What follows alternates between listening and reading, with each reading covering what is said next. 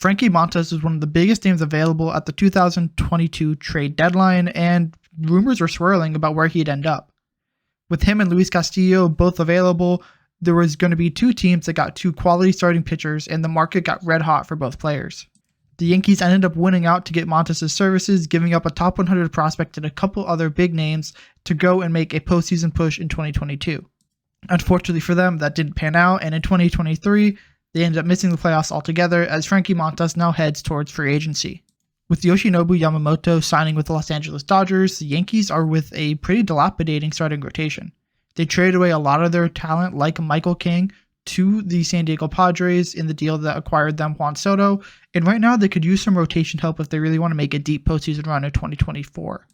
In comes potentially Frankie Montas back with the Yankees. Rumors are swirling that he'll sign with them or another team in the division like the Red Sox or another team that's making a deep run in the postseason. Montas is coming off an injury, so there's a chance he could be had pretty cheap. That excites a lot of teams ready for the playoffs because if he can come back to the dominant form he was in Oakland, things could go very well for a postseason push. In baseball, people know you can never have enough pitching, and Montas would be a reliable option. Although he does have an injury history, he's someone who could very well serve you in a good Game 3, Game 4 situation in the playoffs and put your team in a situation where they can win a game. Now that this trade has had a year and a half to play out, it's interesting to look back and see exactly what the Yankees and the A's got in steal. Most people remember the notorious Sonny Gray trade, which didn't really pan out well for either side, although the A's did get a decent piece in James Kaprielian. There's not a single remnant from that deal that's currently on the roster of either the Yankees or the A's, so that trade really has turned out as a wash for both sides. It's been a year and a half, so it's fair to look back at this Frankie Montas trade and see exactly where both teams have landed. Is this another repeat of the Sonny Gray trade, or is there more here? All four players are still with the A's that they got back in this deal, and although Montas and his trade partner Lou Trivino are both free agents, there's a decent chance Montas comes back to the Bronx, and Lou Trivino isn't completely out of the question either. So in this video, we'll examine the dynamics of this trade, see how both the A's and Yankees did, and characterize both Frankie Montas and Lou Trivino as they head into free agency. As you've heard 1,000 times, if you could like and subscribe to the channel, it would really help out. You'll get more awesome baseball content, not only from me, but from really great creators out there as well. So without further ado, let's examine this Frankie Montas trade and characterize where we sit today as we head into the midway point of the 2023-2024 offseason. A year removed from leading the American League in games started and finishing 6th in the AL Cy Young Award vote, Frankie Montas was on his way to being a star pitcher. Before this trade with the Oakland A's, of course, his record was horrible because he was with the A's 4-9 with a 3.18 ERA, but his other numbers were really positive and supported the fact that he had a stellar ERA. Strikeout percentage was over 25% at 25.8, and was only walking 6.6% of all batters he faced, the lowest in his career. His FIP and SIERA, which are two predicted stats that go to estimate exactly what a pitcher's ERA would be if you took some of the randomness out of it, both suggested it would be below 3.5, suggesting that he is a good pitcher and was part of the reason why people are excited about Frankie Montas. He's always a good pitcher, but it seemed like he was finally putting things together in Oakland in 2022. Yankees fans were absolutely excited to get Montas, especially because the return package that the A's got back in exchange for Montas compared to what Luis Castillo had gotten just a couple days prior was significantly less. It looked like the Yankees were really going to enjoy Montas' services in a run for a potential World Series crown.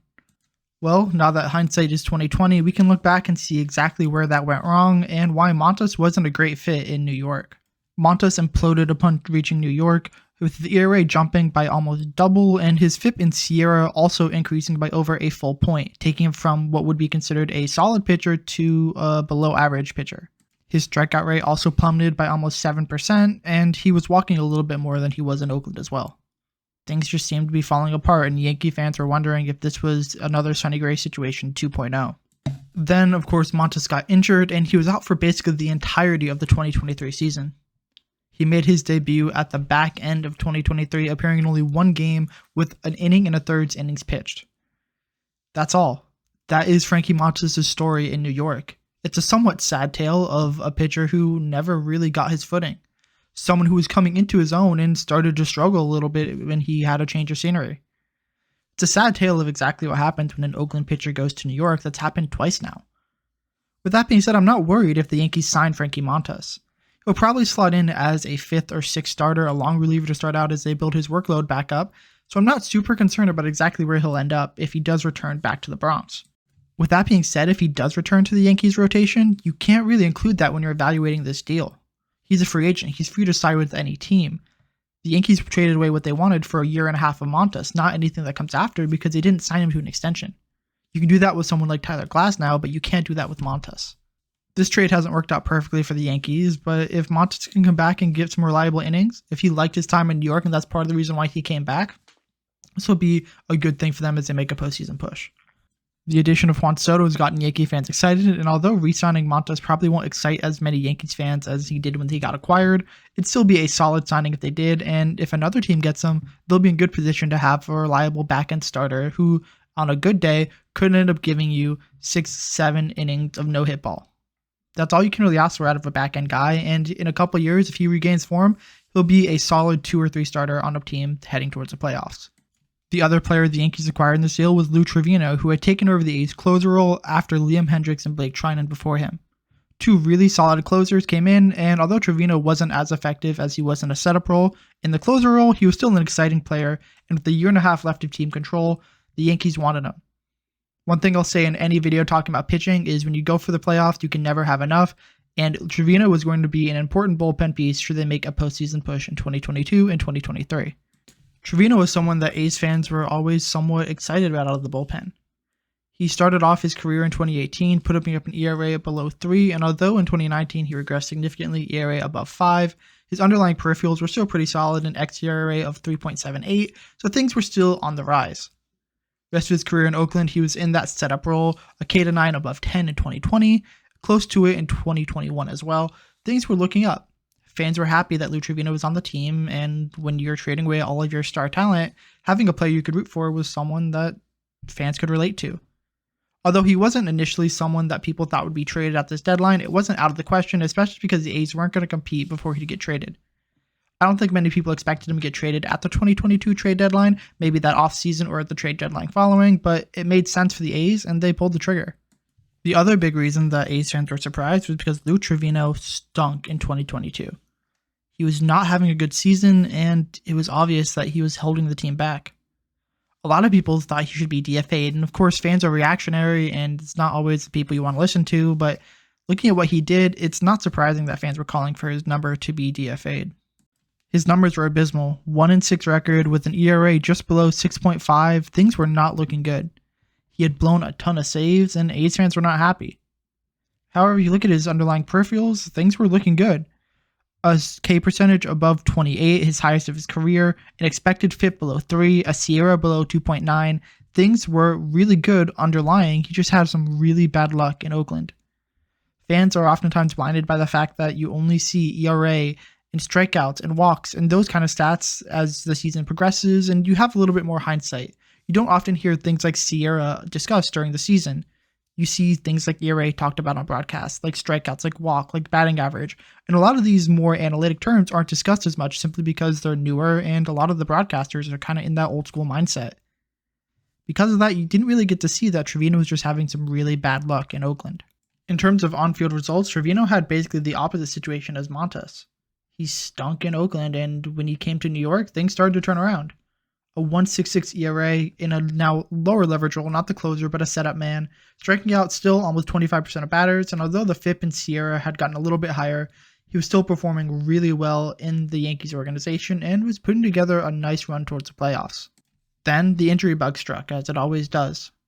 Trivino missed the first couple months of 2023 due to an arm injury, and back in May, it was determined that he'd have to undergo Tommy John surgery, missing the entire 2023 season and placing him as a free agent with no work done in 2023 for his pitching portfolio.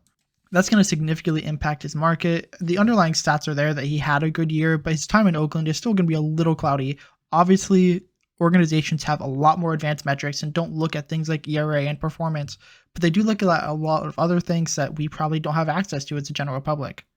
We'll see exactly how things end up, but I think Trivino is probably in line for a 1-year prove-it deal or maybe a minor league contract with the team, and I wouldn't be shocked if that's the Yankees. Having pitching depth is important, and as pitchers get hurt, having someone like Luis Trivino to be called up and have an impact in your bullpen isn't a bad thing. If he can replicate the success he had in New York or when he was not a closer in Oakland, things should be good for whatever team signs him in the long term, and he'll be an effective piece for a bullpen. The A's got back a top 100 prospect in this deal, but that's not the first person I want to talk about because I feel like Luis Medina is someone who is currently the most exciting player that any of these teams have gotten in the deal. The excitement for Medina comes from the fact that he was a former top prospect with 3 amazing pitches. He has one of the best fastballs in the entirety of baseball. He was hitting 100 miles an hour at 16 years old out of the Dominican Republic when the Yankees signed him for $280,000. The fact he's been able to do that from a young age is just incredible, and he's kept that location up. Although he doesn't have the best control of it, we'll get to that in a little bit, the sheer velocity and the fact that you can hit over 100 is something that, although is more commonplace, is still incredibly impressive and puts his fastballs as one of the best in all of Major League Baseball. It has some natural cut to it as well, and it's peaked at 103. If you have a fastball that's moving on you, traveling that fast, that's hard to hit. It's the easiest way to put it. He also has a curveball that's a little bit more unreliable. Sometimes it's a dominant pitch, sometimes it's really hittable, but it drops like a hammer, and it can be really effective when he commands it well. He also has a nice splitter that's a little bit above average, hovers around 90 miles an hour, and drops off pretty well when it gets close to the plate, and that's something that he tends to use a lot. You just saw that pitch on your screen right there. With the combination of those 3 pitches, he has a decent repertoire and is likely to end up as a starter. That's where he ended up in Oakland, and as he's going to go and refine his control a little bit more, he'll probably end up there long term as well. He made his Major League debut in 2023, pitching to a 3-10 record, 5.24 ERA, and a SIERA and FIP hovering around 4.8. He's walked a ton of batters, and that goes to his control. I think long term he ends up a starter. He's still very young, and I think he's going to be able to control his pitches a little bit better as he matures. Right now, he's only 24. He'll be 25 next season, so there's plenty of time for him to go and develop into his pitching and really come on as a pitcher. He doesn't have any option stuff, so he has to stay on the Major League roster, and I expect him to do so for at least the next couple years, barring some serious regression. Especially as the A's are going and struggling pretty heavily right now, I'm not shocked that they're going to keep him in the rotation and see what they have. With that being said, because he has wipeout stuff, this is the definition of someone who will be a high leverage reliever if they don't pan out as a starter. There's some people who have a good 4-pitch pitch, no breakout pitches, who just don't make it as a starter, and it's really hard to be a high leverage guy. Right now, if he can go and be a dominant reliever, that's something that could be more valuable than a middling starter. If the A's can harness him as a reliever if he fails as a starter, that'll be more trade value later on. As much as I feel for A's fans, that's how I'm looking, is what can Luis Medina get me in a couple years? That's how John Fisher is, that's how the Oakland A's are, and it sucks, but it's the way that you kind of have to look at how their players are. I wish it was different, but that's how I look at A's players, and I say that as an A's fan. The top 100 prospect the A's got back was Ken Waldichuk. He was ranked 78th at the time of the trade from the entire MLB by MLB pipeline, and was someone that people were really excited about. He's a tall, left-handed pitcher who had some really dominant stuff and was projected to be a good pitcher in the major leagues. Waldichuk had a 2-seam fastball he had in college at St. Mary's and scrapped it for a 2-seamer that now has a little more velocity, and turns out it's a really plus pitch. Because it hits around 98 miles an hour and he has decent enough control of it, it's something that plays up really well and is probably his best pitch by far. He has a slider and a changeup that are probably above average as well, and a curveball that sits around average, both low 80 offerings that do a good enough job of getting batters out when needed. He's your prototypical 4-pitch pitcher who's most likely going to be a 3-4-5 guy in a rotation, and that's where a lot of evaluators thought he'd end up. He had enough control to maintain being a starter, and that just made sense for the Yankees and whatever prospect evaluator was looking at him. He'd be a starter. Would he be elite? Maybe, maybe not, but he was good enough to make an impact. And those are the kind of players that you want to trade, people who will provide positive value for you. Waldichuk got called up at the end of 2022 and stayed on the Major League roster for most of 2023, pitching to a combined 6-11 record, a 5.28 ERA, a whip around 5, and his peripherals weren't much better either. Things just weren't coming together. He had a significant regression in velocity and in control, and that was just not faring well for him in the long term. It seemed like maybe he could stick as a starter, but the A's moved him to the bullpen where he didn't perform much better. Waldichuk doesn't have the arsenal to be an effective late-inning bullpen guy. He doesn't have a wipeout pitch, and although the fastball was good when it hit 98, it's not there anymore, and his control of it's lacking as well. He doesn't have a great secondary offering either, which limits his ability to be a good late-inning guy. You see almost every dominant closer or setup man have wipeout stuff with at least one of their pitches, and Waldichuk just doesn't have that. He had a good arsenal, but it's just not there anymore. I'm hoping he can get back on track. He has a lot of potential to be a good pitcher, but That's not to say he will. A lot of times, Oakland is a place that players go to die. They don't have a good developmental program, and their pitching staff is never great.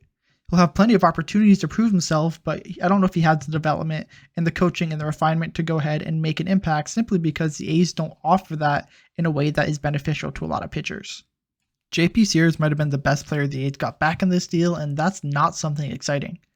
It's not that he's a bad pitcher by any means, but the fact that you traded away Frankie Montas, who was really good for you, and Luis Trivino, who had the potential to be a really good back-end piece in a bullpen, and JP Sears, the best you got, both teams just really did not make out well in this deal. He got called up by the Yankees right before the trade happened, pitching in 7 games, starting 2 of them, finished 1, so he had a little bit of relief experience as well, but the A's stuck him basically as a starter, and that's how he spent the entirety of 2023. I wouldn't be shocked if he ends up being the opening day starter, barring the A's signing a experienced veteran to fill that role. I think he's probably the best pitcher the A's have right now in their starting rotation, and will probably be rewarded as such. Especially if Paul Blackburn gets traded or isn't fully recovered from his injury, I think JP Sears, who now with Waldichuk being demoted to the bullpen, is the only lefty in the rotation. This is probably his opportunity to lose. Sears put together a decent season, a 5-14 record, again on the A's, take that with a grain of salt. 4.54 ERA, striking out about 22% of all batters, good for about league average, maybe just a little bit below. His FIP and SIERA were not very good either, but in Oakland, that's honestly the best they got. There's a potential for him to kind of come around and develop some things. He just developed a sweeper before the 2023 season, and he's using it a little bit over 20% of the time now. He's using his four-seam a little bit less. He's using his changeup a little bit less. So it'll be interesting to see exactly what that change will end up being. His curveball is basically gone. He got rid of that back in 2022. His slider is still there a little bit, about 10% of the time, but for the most part, he's a 3-pitch pitcher. A lot of relation is actually given to Ken Waldichuk, left-handed pitchers with a 4-pitch mix, nothing to write home about, but it seems like Sears was a little bit more commanding on the mound than Waldichuk was, and has the ability to stick at the rotation a little bit better than Waldichuk can. We'll see what will happen this year. They're both very young, and there's always a chance they can turn things around. I'm really hoping they both do, but we'll see exactly what their potential will be in 2024, and it'll be a big year for both. We'll see exactly where they end up and see if the A's actually got any value out of this deal. Rookies don't always make a huge impact, and if they can go and have a good sophomore campaign, really a junior campaign for them because they both made their debut in 2022 in a small sample, things could be looking up for both players. The final player the A's got back in this deal was second baseman Cooper Bowman, who you see in this video now stealing 4 bases. His speed is his calling card, and his defense is also something that is really exciting. He started his career at Iowa Western Community College before transferring to Louisville in 2021 before the Yankees select him in the 4th round of that 2021 MLB draft. He has some leadoff ability potential, especially due to that speed, and he reminds a lot of people of Mark Ellis, another former Oakland A who spent a lot of time at second base for the green and gold. He wasn't hitting very well during his first full season in 2022 before the trade, hitting for a .217 average, but was still walking at a decent rate with a .343 on base percentage and an OPS just below 700, but that regressed significantly at the end when he got traded to the A's with the Lansing Lugnuts, the high A team, batting just above the Mendoza line, an OBP below 300, below 290 actually, and an OPS below 600, so he significantly regressed in that regard. 2023, however, was a bit more of a positive story. He made the jump up to AA, and you can ask any prospect evaluator or player that the minor league jump that is the most difficult is from high A or single A to AA, and he crushed it. A .262 batting average, .358 on base, for an OPS of 793, which is really good for AA, and he really started to put things together. He has a lot of defensive versatility at second base. He covers a lot of ground. He can throw the ball really well. His arm strength isn't elite. That's why he's playing second base, not something like third. But in a pinch, I wouldn't be shocked to see him at the hot corner if they really needed it. He doesn't have a ton of power. He doesn't have a lot of pop in-game or just raw power, but he's still a decent enough player that if he can go ahead and hit for average, he'll be a solid contributor to an A's team. Given his defensive limitations to basically just being second base, he's not going to be an everyday kind of guy, especially with the A's who now have Jordan Diaz and Zach Geloff who are manning second base. So I don't foresee him being an impact player, but he could be someone who would be useful out of the bench. The A's right now have Tyler Soderstrom most likely playing first base. Shea Langeliers behind the plate. There could be some trade-off there. We'll see exactly how that works, but there's also a chance that one of them ends up DHing, especially with Ryan Noda needing to take either a corner outfield spot or first base. So we'll see where Cooper Bowman fits in. I don't think he fits into any of those spots super well. He might have to DH, but his defense is still good. So we'll see. I'm not going to write him off just yet. He has some good defense. He's a decent enough hitter. If he can go and make some strides, especially if he makes a jump to AAA this year, I think he'll make the majors this year in 2024 and be an impact player for the A's. Maybe not a big impact, but he'll make a positive impact, I think. So thank you so much for watching this video. I really appreciate you sticking around to the end. There's going to be 2 videos on your screen. Go ahead and hit those if either of them interest you. The baseball right there in the middle if you want to subscribe to the channel, and of course the link in description as well. Thank you so much for watching, and I hope to see you in the next video.